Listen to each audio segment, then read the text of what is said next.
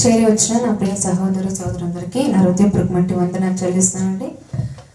ఈరోజు కూడా కొన్ని విలువైన మాటలు దేవుని వాక్యం ద్వారా మనం నేర్చుకుందామండి. ప్రతి ఒక్కరూ శ్రద్ధ కలిగి భయభక్తులు కలిగి ఏదో వింటున్నాం వెళ్ళిపోతున్నాం అన్నట్టు కాకుండా మనకు నేర్పిస్తున్న మాటలు ఏంటి, దేవుడు ఈరోజు కేవలం ఇక్కడ నించుని మాట్లాడుతున్న వ్యక్తిని చూడకుండా నాతో మాట్లాడుతున్న దేవుడు నాతో ఏం మాట్లాడుతున్నాడు అనేది గ్రహించుకుంటున్నా ప్రేమపూర్వకంగా తెలియజేస్తూ కళ్ళు మూసుకున్నట్లయితే ప్రార్థించుకుందాం. పరిశుద్ధుడైన మా ప్రియ పరలోకపు తండ్రి, మీ ఘనమైన అతిశ్రేష్టమైన అత్యున్నతమైన నామమునకు వేలాది స్తుతులు స్తోత్రములు చెల్లిస్తున్నాం ప్రభా. తండ్రి వారమంతట్లో ప్రభా మీరు ఎక్కడ చాట్ల తండ్రి భద్రపరిచే తండ్రి, మీ కృప చేత మమ్మల్ని కాపాడి తండ్రి, ఈ రోజున కూడా ఈ అవకాశం మాకు ఇచ్చి ప్రభా ఇక్కడ నించున్న నన్ను నా ద్వారా ప్రభా కూర్చున్న వారు తండ్రి మీ నామానికి మహిమకరంగా తండ్రి, మీ నామానికి స్తుతులు స్తోత్రములు చెల్లిస్తున్నాము ప్రభా. అవును తండ్రి, ఎంతో మంది కనుమరుగైపోతున్నప్పటికీ మా కళ్ళ ముందే అయినా కూడా ప్రభు మాకు అవకాశం ఇచ్చి ఈ రోజు నించోబెట్టినందుకు కృతజ్ఞతాస్తుతులు చెల్లిస్తున్నాము ప్రభు. అలాగే తండ్రి ఈ రోజు తండ్రి మాతో ఏం మాట్లాడుతున్నారో తండ్రి, ఈ మాటల ప్రకారంగా కేవలం వినవారుగా ఉండకుండా వినదాన్ని బట్టి ప్రకారంగా నడుచుకున్న వారుగా అలాంటి గుంపులో మేము ఉండటకు మాకు ఆశీర్వదించమని ప్రార్థిస్తూ ఘనత మహిమ ప్రభువుని మీ ఒక్కరికి చెల్లిస్తూ యేసుక్రీస్తు ప్రభువుల పేరిట ప్రార్థన మనం సమర్పించుకుంటున్నాం మా కన్న తండ్రి, ఆమేన్. మరొకసారి అందరికీ వందనాలు చెల్లిస్తున్నాం పిల్లరా.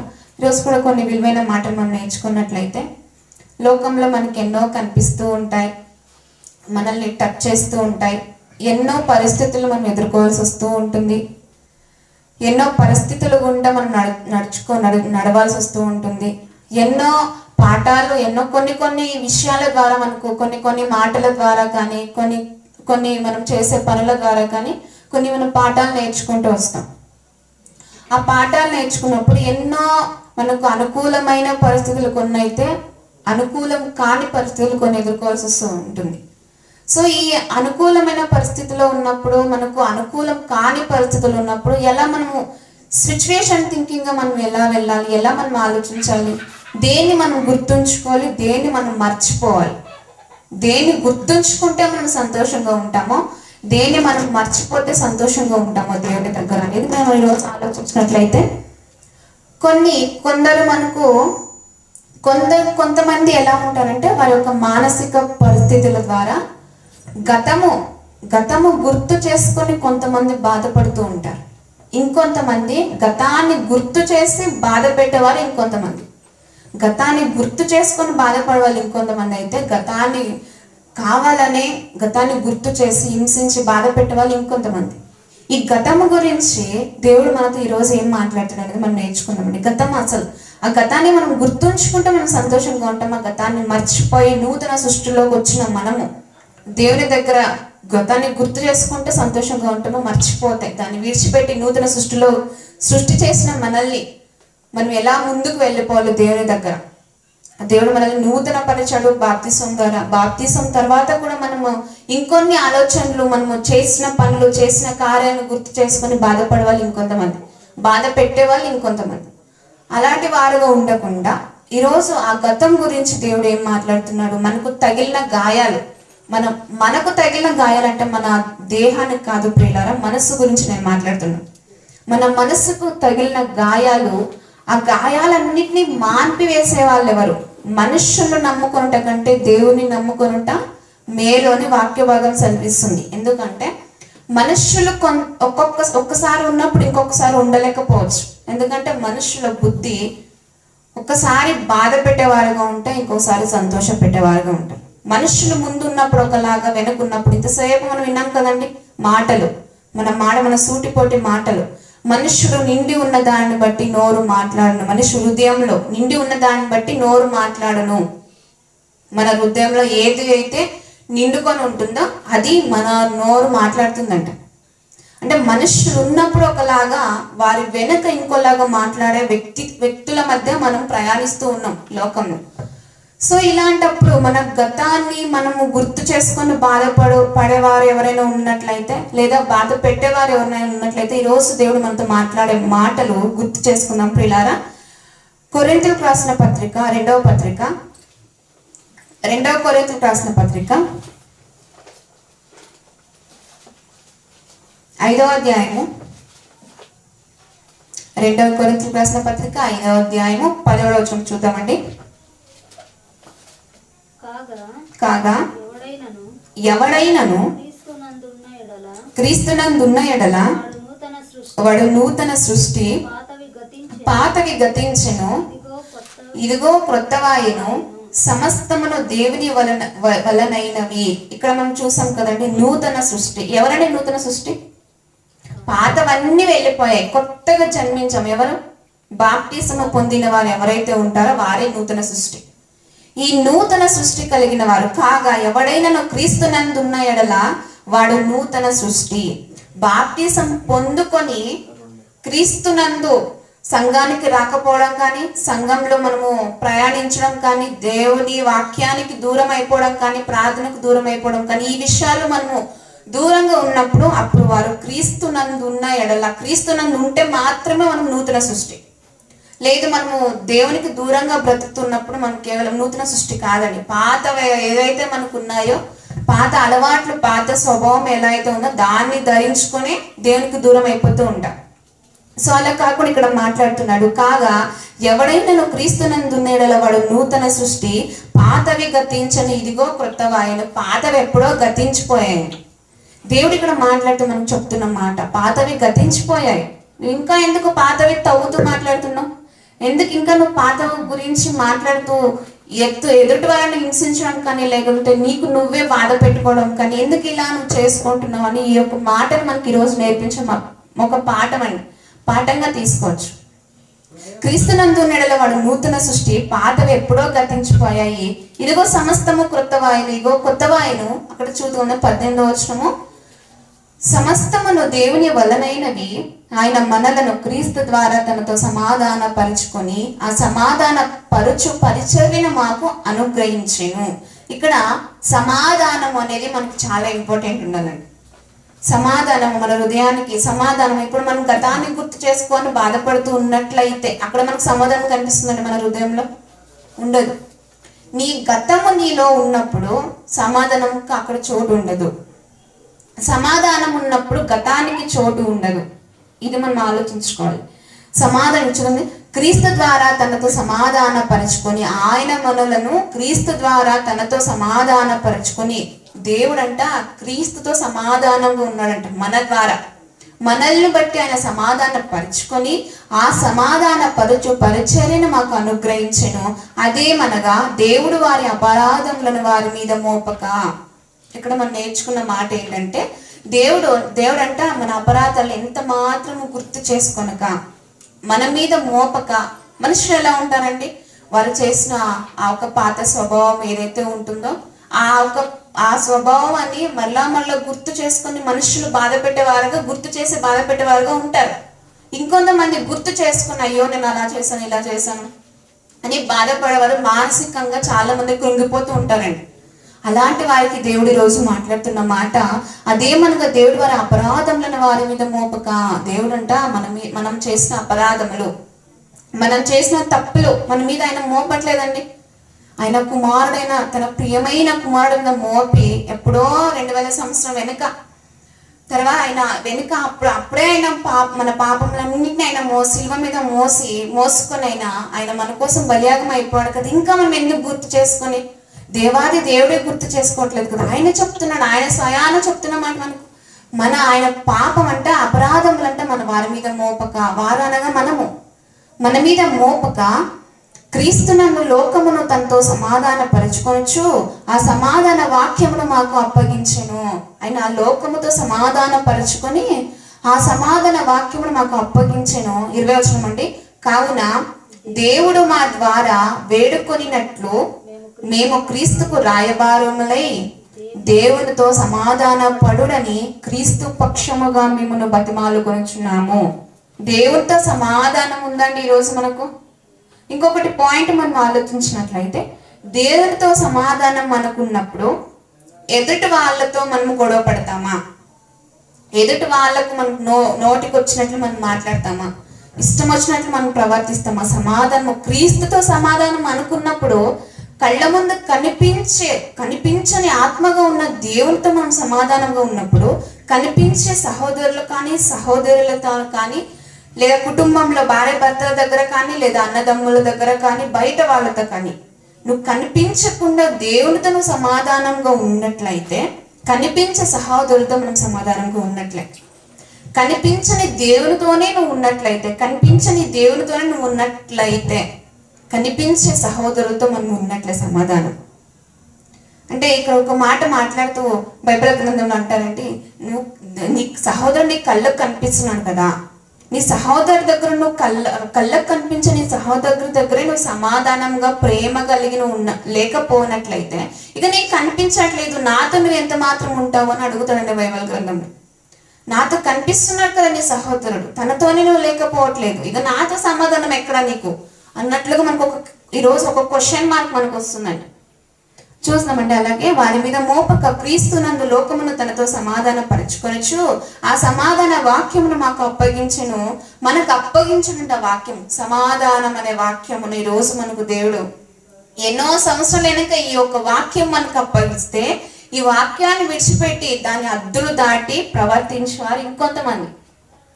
అలాంటి వారిగా ఉండకుండా మాకు అప్పగించిన కావున దేవుడు మా ద్వారా వేడుకొన్నట్లు మేము క్రీస్తుకు రాయబారులమై దేవుడితో సమాధాన పడుడని క్రీస్తు పక్షముగా మిమ్మల్ని బతిమాలుకుంటున్నారండి భక్తులు. ఈరోజు ఆ బ్రతిమాలుకున్న దాన్ని చాలా మంది చులకనగా చూస్తూ దేవునికి దూరంగా ఉండేవారు లేరా? చాలా మంది కనిపిస్తున్నారండి మనకు. అలాంటి సమాధానాలకు దూరం అయిపోయి చాలా మంది బాధపడుతూ వారి హృదయాలకు ఎంతో మానసికంగా గుర్తు చేసుకుని మానసికంగా బాధపడేవారు కొంతమంది అయితే, ఇంకొంతమంది గుర్తు చేసి బాధ పెట్టేవాళ్ళు ఇంకొంతమంది. అలాంటి వారు ఉండకుండా మనం క్రీస్తుకు రాయబారులుగా ఉన్నాము, దేవునితో మనం సమాధానంగా ఉన్నట్లయితే, మన సహోదరులతో కానీ కుటుంబంలో కానీ మనం సమాధానంగా ఉన్నట్లే, మనం మాట ఏందో మనం చాలా జాగ్రత్తగా ఉండాలని ఇంతవరకు సహోదరులు మనం నేర్చుకున్నాం. ఆ మాట ఏందో మనం జాగ్రత్తగా ఉన్నట్లయితే దేవునితో కూడా మనం సమాధానంగా ఉన్నట్లే. క్రీస్తు పక్షముగా మేము బతిమాలుకొంచున్నాము. ఎందుకనగా 21వ వచనం చూద్దామండి. ఎందుకనగా మనం ఆయన యందు దేవుని నీతి అగునట్లు పాపమెరుగని ఆయనను మన కోసము పాపముగా చేసెను. పాపమే తెలియదండి క్రీస్తుకి, కానీ మన కోసము పాపముగా చేశాడట దేవుడు. ఎందుకని? మన మీద ఎంత మాత్రము చేసిన అతిక్రమములు కానీ, అపరాధములు కానీ, తప్పులు కానీ నువ్వు తిద్దుకోవాలి. నా కుమారుని యేసుక్రీస్తు నీ పాపములు మోస్తాడు. ఆయన పాపమే తెలియదంట. ఆయన పాపం ఎంత మాత్రం ఎన్నో పరిశుద్ధుడు, పవిత్రుడు, నిష్కల్మషుడు, పాపములలో చేరక ప్రత్యేకముగా బ్రతికినవుడు అనే ట్యాగ్ క్రీస్తు ప్రభువుకు ఉంది. ఆ ట్యాగ్ మనకి ఎవరికి లేదు, కానీ నూతన సృష్టిగా వచ్చిన వారుగా ఉన్న మనము ఈ యొక్క ట్యాగ్ మనకు ఉందా లేదా అనేది మనం ఆలోచించుకోవాలి. అయిపోయిన దాని సంగతి గూర్చి విడిచిపెట్టి జరిగే దాని గురించి మనం ఆలోచిస్తూ దేవుని కార్యములు ఎలా చేస్తే, దేవుని పని ఎలా చేస్తే, నేను నూతనముగా జన్మించిన నన్ను, నా సృష్టికర్తకు నేను ఏది చేస్తున్నాను ఈ రోజు అనేది మనం ఆలోచించుకోవాలి ప్రియులారా. కేవలం మనం మాటల్లో చెప్పేస్తే సరిపోదు, కేవలం చదువుకుంటూ వెళ్ళిపోతే సరిపోదు, కానీ మన హృదయంలో నూతన సృష్టిగా మార్చిన దేవునికి మనం ఏం చేస్తున్నాం, సమాధానంగా ఉన్నామా లేదా అనేది మనం ఆలోచించుకుందాం. పాపమే తెలియదంట క్రీస్తు ప్రభువారికి. పాపం మెరుగని ఆయనను మన కోసము పాపముగా చేశాను. ఇలాంటి కన్న తండ్రి మనకి ఎక్కడైనా దొరుకుతాడండి? నీ పాపము నీదే, నువ్వు ఆ రోజు అలా చేయలేదు, ఇలా చేయలేదు అని మాట్లాడతారు మనుషులు. కానీ మన తండ్రి నీ పాపము ఎంత మాత్రం నేను గుర్తు చేసుకోను అన్నట్లుగా మాట్లాడుతున్నాడండి. పాపం ఎరుగని ఆయన మన కోసం ఆయనను పాపముగా చేసేసాడంటే ఈరోజు. ఇది మనం గుర్తు చేసుకుని ఎంత మాత్రం మనం దేవునిలో మనం నడుస్తున్నాం ప్రియులారా. మనం దీన్ని మనం గ్రహించుకోవాలి. ఆయనను మనల్ని మన కోసము, మనం పాపులుగా ఉన్న మనల్ని, మన పాపం ఆయన మీద మోపి ఈ రోజున ఆయన ఎంతో ప్రేమ కలిగి మనతో జీవించాలి, సమాధాన పడాలి నా పిల్లల దగ్గర అని చెప్పేసి తండ్రి ఎల్లప్పుడూ ఎదురు చూస్తూనే ఉన్నాడు. ఎవరు అలాంటి వారు దొరుకుతారా భూమి మీద, నరులు అన్నట్లుగా ఎదురు చూస్తున్నాడు. ఈ రోజున కేవలం ఈ మాటలు ఆశమాషంగా చాలా మంది తీసుకుంటున్నారు, చులకనగా తీసుకుంటున్నారు. అలాంటి వాడిగా ఉండకుండా ఇక్కడ మనకు నేర్పించిన మాట సమాధానంగా ఉండాలి. సమస్తము కొత్తవై ఉన్నాయి, పాతవి గతించిపోయాయి. వాటిని మనం విడిచిపెట్టి ముందుకు ఎలా వెళ్ళాలి అనేది మనం చేసుకున్నట్లయితే కీర్తనల గ్రంథము 147వ అధ్యాయము కీర్తన గ్రంథము 147వ అధ్యాయము 3వ వచనం అండి. 3వ వచనం ప్రియులారా, గుండె చెదిరిన వారిని ఆయన బాగు చేయువాడు, వారి గాయములు కట్టువాడు.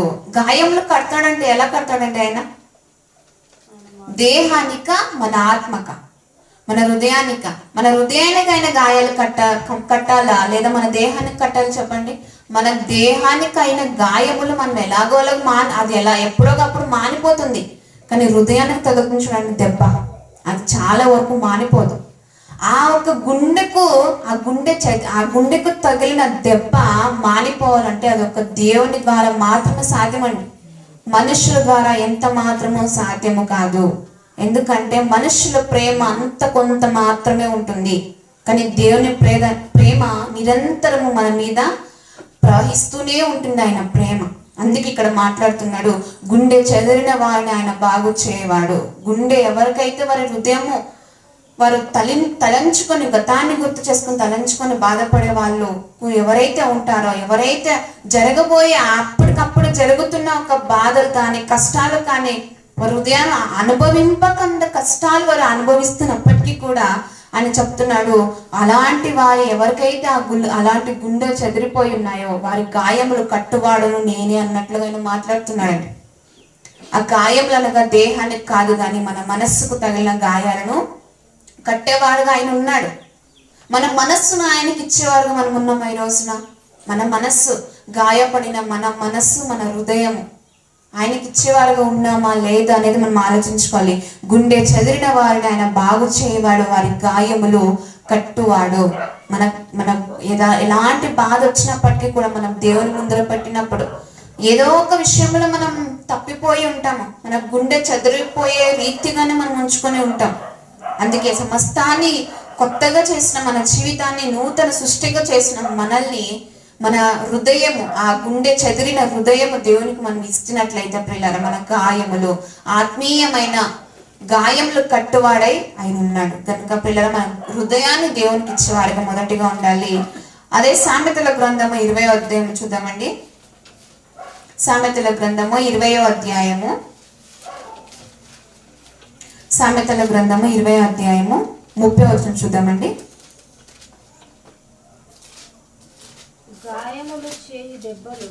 గాయములు చేయు దెబ్బలు అంతరంగములలో చొచ్చి చెడుతనమును తొలగించును. గాయములు చేయు దెబ్బలు అంతరంగములో చొచ్చి చెడుతనములు తొలగించును.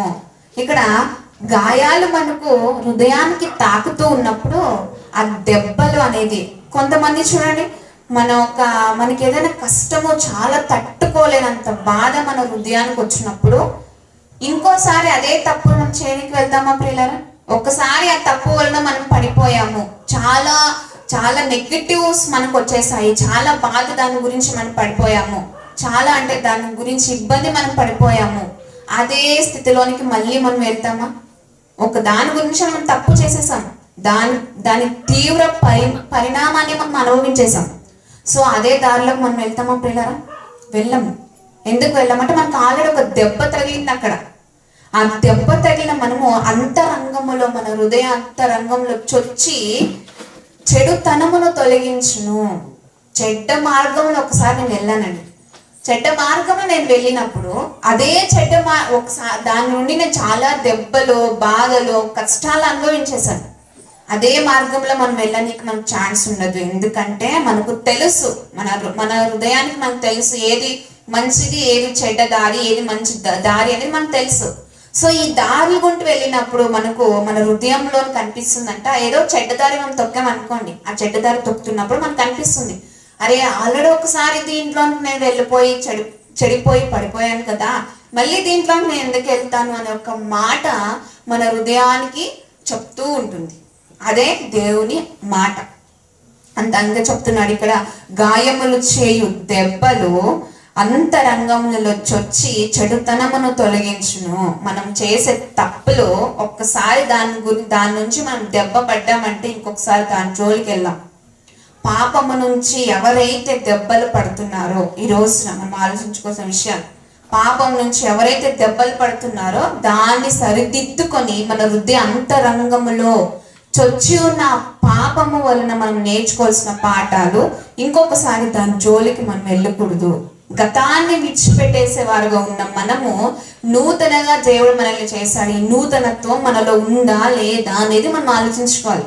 మన హృదయాన్ని, మన అంతరంగంలో ఉన్న గుండె చెదరిన హృదయము మనం దేవునికి ఇచ్చామా లేదా అనేది మనం ఆలోచించుకోవాలి ఈ రోజున. అలాగే 21వ అధ్యాయం చూద్దామండి. మొదటి వచనము, మొదటి 2 వచనాలు చూసుకుందామండి. అదే అధ్యాయము, సామెతల గ్రంథం 21వ అధ్యాయము మొదటి వచనం. యెహోవా చేతిలో రాసు హృదయము నీటి కాలువలోనున్నది, ఆయన తన చిత్తవృత్తి చొప్పున దాని త్రిప్పును. మన హృదయాన్ని మనం ఒక్కసారి దేవునికి అప్పగించామనుకోండి, ఇక్కడ అంటున్నాడు యెహోవా చేతిలో రాజు హృదయము. మనం కేవలం సామాన్యమైన మనుషులు మాత్రమే, కానీ రాజులు ఉంటారు కదండి, గొప్ప గొప్ప వ్యక్తులు ఉంటారు కదా, అలాంటి వ్యక్తుల గురించి మాట్లాడుతున్నాడు. నీటి కాలువల వలె ఉన్నది. అప్పుడప్పుడు మనము చేన్ దగ్గరికి వెళ్ళినప్పుడు నీళ్లు కట్టనీకి వెళ్తాం కదండి, అందరికీ తెలిసి ఎక్స్పీరియన్స్ ఉంటుంది. నీళ్లు కట్టనీకి వెళ్ళినప్పుడు ఒక కట్టే టైంలో ఆ నీళ్లు మనం ఎక్కడికి వదలాలి, ఎక్కడ మనం బంద్ చేసేయాలి అనేది మనకు తెలిసి ఉంటుంది. ఎటువైపు నీళ్ళను వదలాలి, ఎటువైపు దాన్ని బంద్ చేసేయాలి అనేది మనకు తెలిసి ఉంటుంది చేనుల దగ్గర, పొలముల దగ్గర. సో ఇక్కడ అంటున్నాడు ఎలాంటి వారి హృదయమైనా, అది రాజు అయినా పర్లేదు, రాజు అయినా పర్లేదు, అతని హృదయము ఆయన తన చిత్త వృత్తి చొప్పున దాన్ని త్రిప్పవాడుగా ఉన్నాడు. ఎలాంటి గొప్ప గొప్ప వ్యక్తుల హృదయాలైనా పర్లేదు, కానీ దేవునికి ఒక్కసారి మన మనస్సు ఆయనకు అప్పగించామనుకోండి, అప్పుడు ఆయన చిత్తానుసారంగా దాన్ని త్రిప్పుకుంటాడంట. నీటి కాలువలో ఎలా అయితే మనకు నచ్చినట్లు ఎటువైపు ఆ నీళ్లు వెళ్ళాలి, ఎటువైపు మనం వెళ్ళకూడదు, దాన్ని బంద్ చేసేయాలనేది మనకున్న ఆలోచనలు ఎలా మనం తెలుసుకుంటామో ఇక్కడ కూడా అంటున్నాడు యెహోవా చేతిలో రాజు హృదయము నీటి కాలువలోనున్నది, ఆయన తన చిత్త వృత్తి చొప్పున దాని త్రిప్పును. ఒకడు తన కేర్పరచుకున్న మార్గము ఎట్టిదైనను తన దృష్టి కలిగి న్యాయముగానే అగుపడును. మనం అనుకుంటాం కదండి, మనము ఏదైనా ఆలోచించినప్పుడు మనము ఇది కరెక్టే, ఇది నేను చేసేది ప్లస్ పాయింట్, ఇది నాకు మంచిగానే ఉంది, ఇది నేను చేస్తే మంచిగా ఉంటది అని చెప్పేసి వారు మనసులకు అనుకుంటారు. చెడ్డదైనా పర్లేదండి, నేను చేసేది కరెక్టే అన్నట్లుగా మనుషుల స్వభావం ఉంటుంది. అదే ఒకసారి వన్స్ మనం మన హృదయాన్ని దేవునికి అప్పగించినట్లయితే ఆయన చిత్తానుసారంగా ఎలా అయినా త్రిప్పుకుంటాడంట.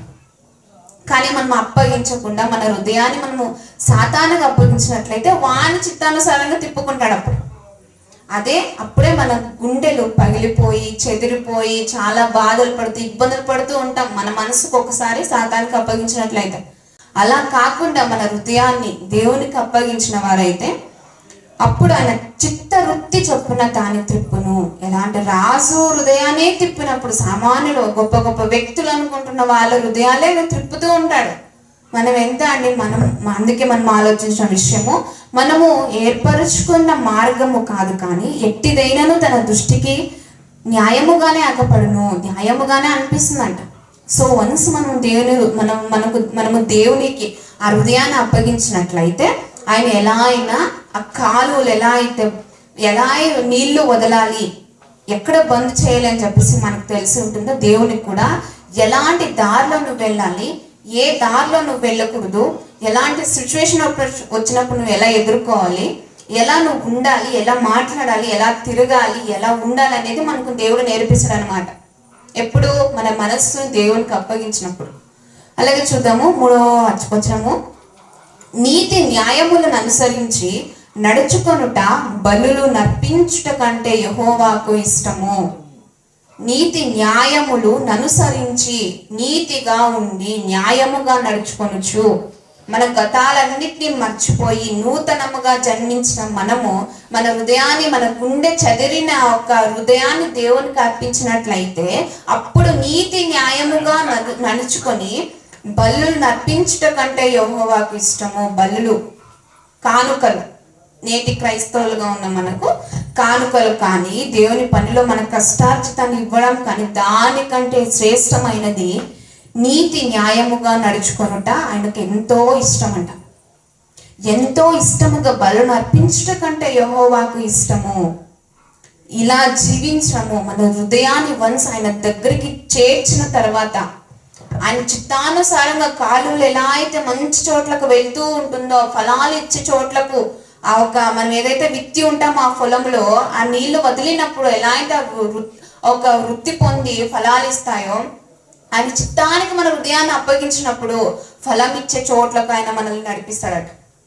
ఫలములు మన హృదయంలోనికి మొలిచి దేవునికి ఇష్టానుసారంగా జీవించినట్లయితే, నీతి కలిగి నడుచుకోవచ్చు, మనము దేవునికి ఇష్టానుసారంగా నడిచినట్లయితే అలాంటి ఫలాలు, గొప్ప ఫలాలు మనం ఇచ్చిన వారుగా ఉంటాం ప్రియులారా.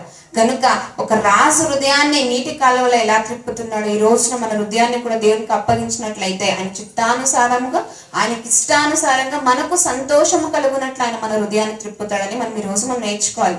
ఒక మాట చూద్దామంటే యెషయా గ్రంథము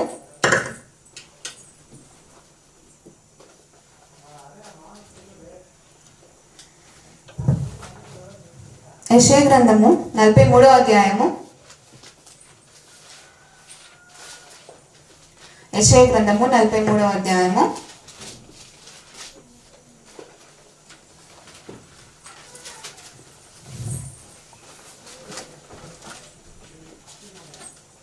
యెషయా గ్రంథము 43వ అధ్యాయం 25వ వచనం అండి. నేను నేనే నా చిత్తానుసారముగా నీ అతిక్రమములను తుడిచివేయుచున్నాను, నేను నీ పాపములను జ్ఞాపకము చేసుకొనను. ఇక్కడ మనకు పాయింట్ అవుట్గా ఏంటి అంటే, నేనే చెప్తున్న దేవుడు మాట, నేనే నా చిత్తానుసారంగా నీ అతిక్రమలను తుడిచివేయుచున్నాను. నేనే నీ అతిక్రమములను తుడిచివేయినప్పుడు నువ్వెవరు గుర్తు చేసుకోవడానికి, నువ్వెవరు గుర్తు చేయించి బాధ పెట్టడానికి అన్నట్లు ఇక్కడ మాట్లాడుతున్నాడు. నేనే నా చిత్తానుసారంగా నీ అతిక్రమలను తుడిచివేయుచున్నాను, నేను నీ పాపములను జ్ఞాపకము చేసుకొనను, నాకు జ్ఞాపకము చేయుము.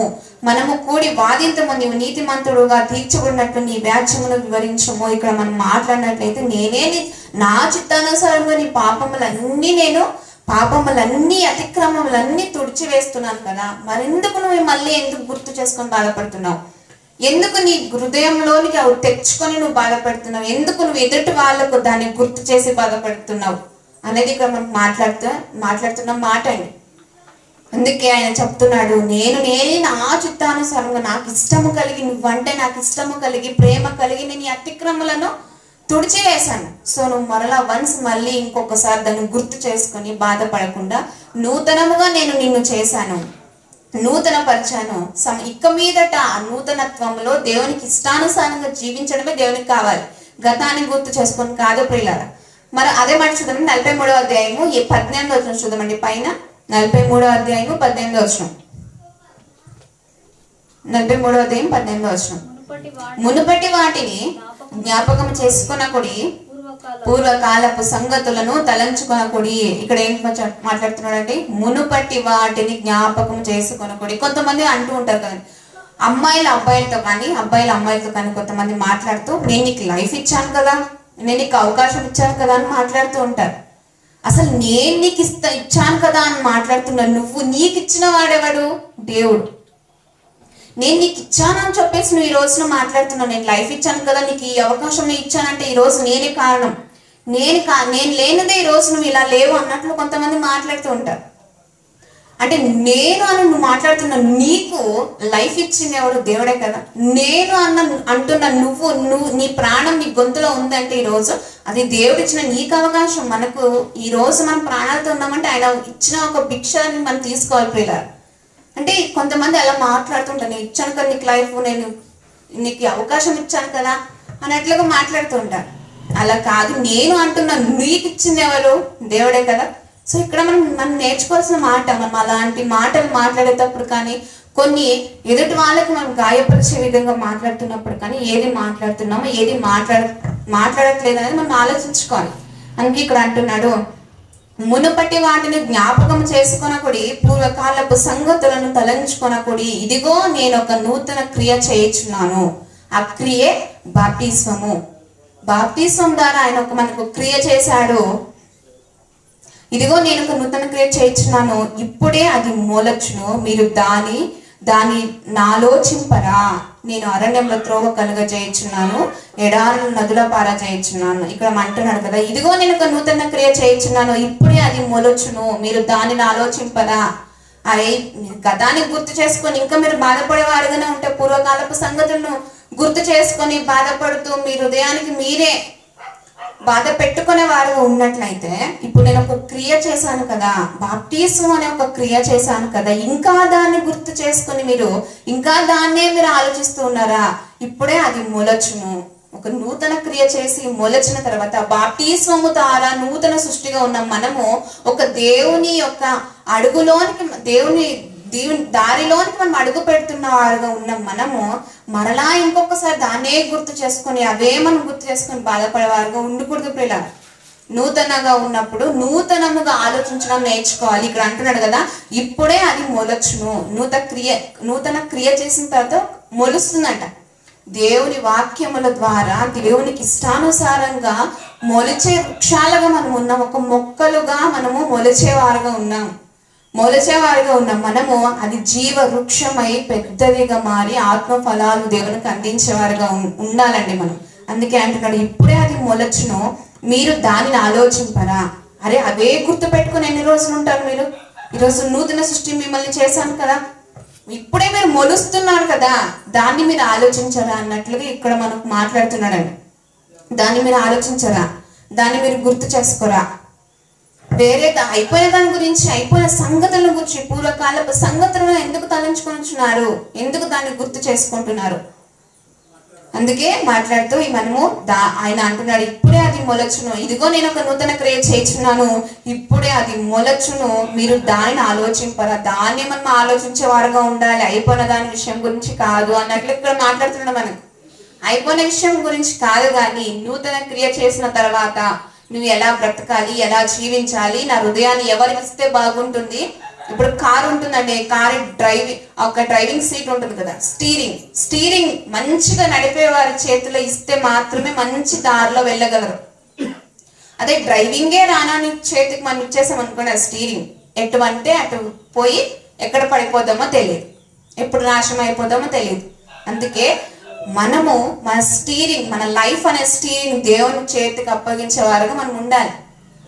అలా ఉన్నట్లయితే మాత్రమే ఆయన ఒక క్రియ చేస్తాడంటే మన జీవితంలో. ఆ క్రియ చేసిన తర్వాత మనము మొలిచే స్థాయికి ఆయన మనల్ని తీసుకొస్తాడు.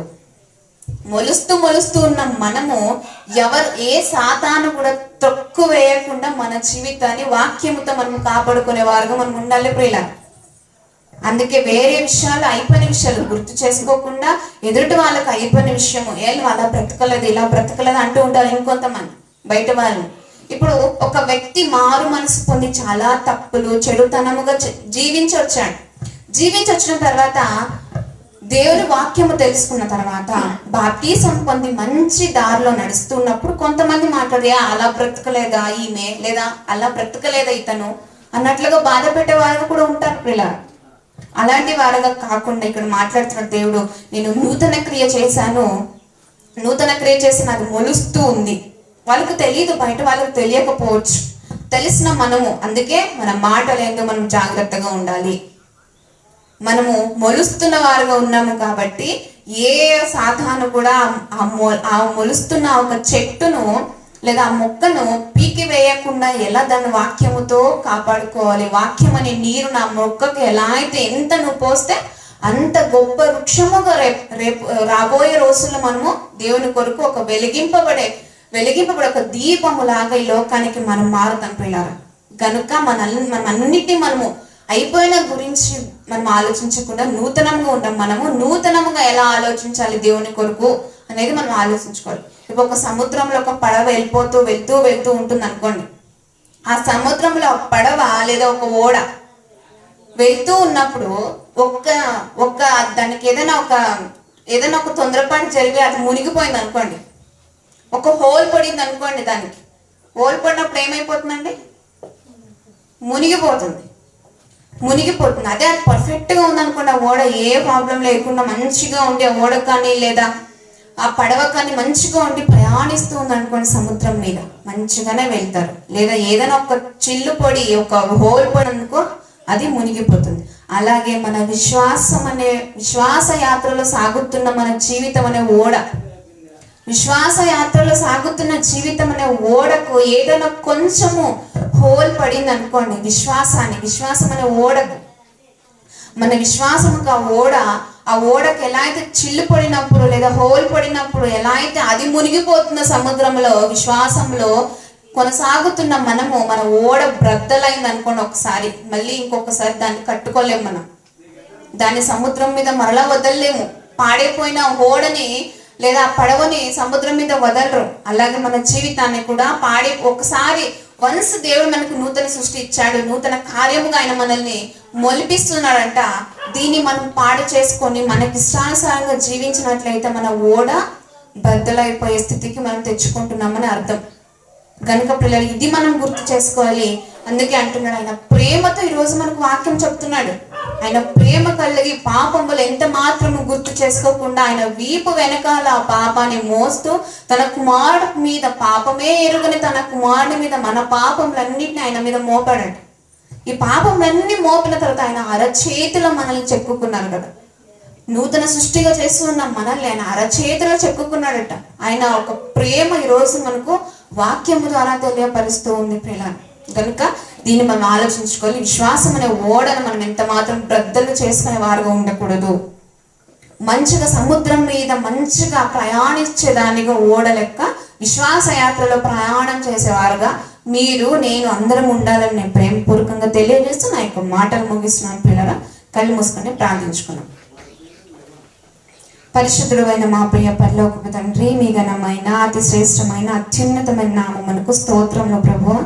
తండ్రి, మీ పవిత్రమైన నామమునకు తండ్రి ఎన్ని వేల స్తుతులు చెల్లించినా చాలా తక్కువే గనుక ప్రియులారా తండ్రి, మేము ప్రభువా ఈ రోజున నేర్చుకునే మాటల బట్టి ప్రభువా, అవును తండ్రి, గతాన్ని గుర్తు చేసుకోకుండా, గతాన్ని గుర్తు చేసుకొని బాధపడుతున్న వాళ్ళు కొంతమంది తండ్రి చాలా మంది కనిపిస్తూ ఉంటారు ప్రభు. అలాంటి వారిని మీరు జ్ఞాపకం చేసుకోండి తండ్రి.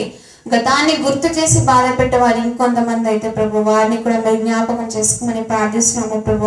అవును తండ్రి, ప్రభు ఈ రోజున తండ్రి ఈ నూతన సృష్టి మాకు ఇచ్చారంటే ప్రభు, అది మీ కృప, మీ దయ గనుక తండ్రి ఈ నూతన క్రియలో తండ్రి మేము ప్రభు జీవిస్తున్నాం, మేము మొలుస్తున్నాం, మేము ప్రభు రేపు రోజున ప్రభు మంచి వృక్షము వలె మారే ప్రభు ఆత్మ ఫలాలు మీకు అనుగ్రహించే బిడ్డలుగా మేము అందరము ఉండాలని మేము ప్రార్థిస్తున్నాము ప్రభు. అవును తండ్రి, విశ్వాసం అనే ఓడ బ్రద్దలైపోతే ప్రభు రేపొద్దున తండ్రి మేము తండ్రి మరలా ఓడ కట్టుకోలేము కనుక ప్రభు, మేము తండ్రి విశ్వాస యాత్రలో కొనసాగుతున్న మేము ఎలాంటి చిల్లు దానికి పడకుండా, ఎలాంటి శాతానికి మేము చోటు ఇవ్వకుండా ప్రభు మాకు మేము సంరక్షించుకొని మీ వాక్యముతో ప్రభు ముందుకు సాగుటకు అందరికి సహాయం చేయమని ప్రార్థిస్తున్నాము ప్రభు.